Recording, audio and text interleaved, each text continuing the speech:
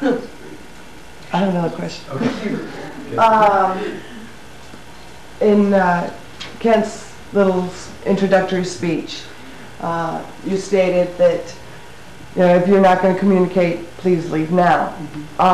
What we do if it's only initiates, yes, if you're not going to communicate, see you later. But if there's new people in,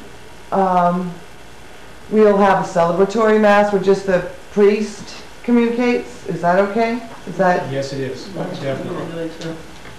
I think that's probably the best way to handle it. That is probably the best way to handle that. If there are people there who really want to see what it's about, but really are uncomfortable taking community, that's the best way to do it.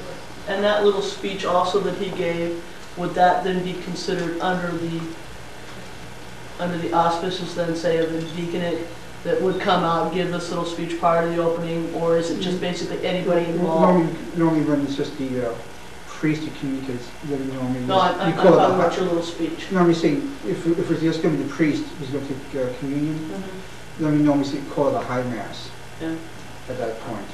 And so just the priest will take communion, and we do all the names and all the saint names, you know, per text. But I think she's saying that the little speech that you gave, the introductory speech, is that usually the deacon that delivers that. Deacon gives that. Okay. Yeah. We have a whole lecture that if they're going to people, they're coming to the Mass that haven't been to the Mass before or going to one or two, we require them to give the people at least an hour earlier.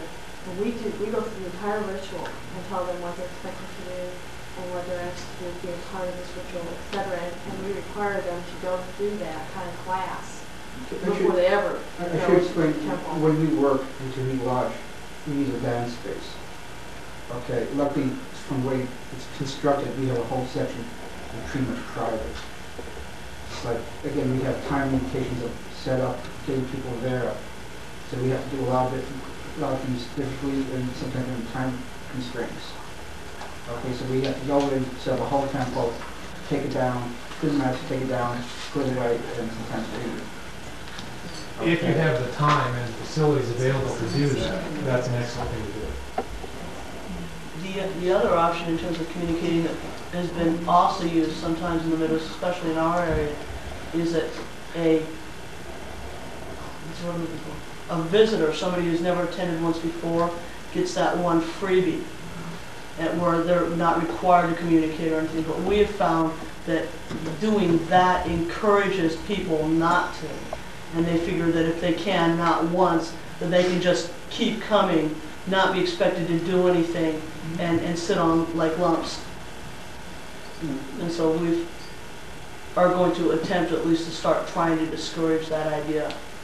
Strictly technically, what it says in here is that those are the people who intend to communicate, and none other should be present having signified their intention, which means that they should be informed, of course, of what's going on, and they should decide ahead of time.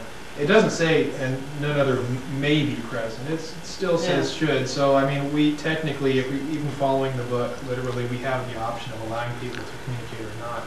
I've had the same experience of that, in that I found that a lot of times the people who come and if you allow that, then it sort of propagates itself.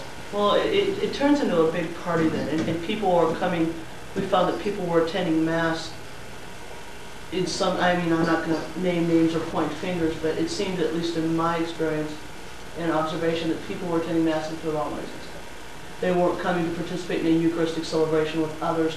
They were coming to see naked women and drink a lot of wine afterwards. That's our slogan. There's a time of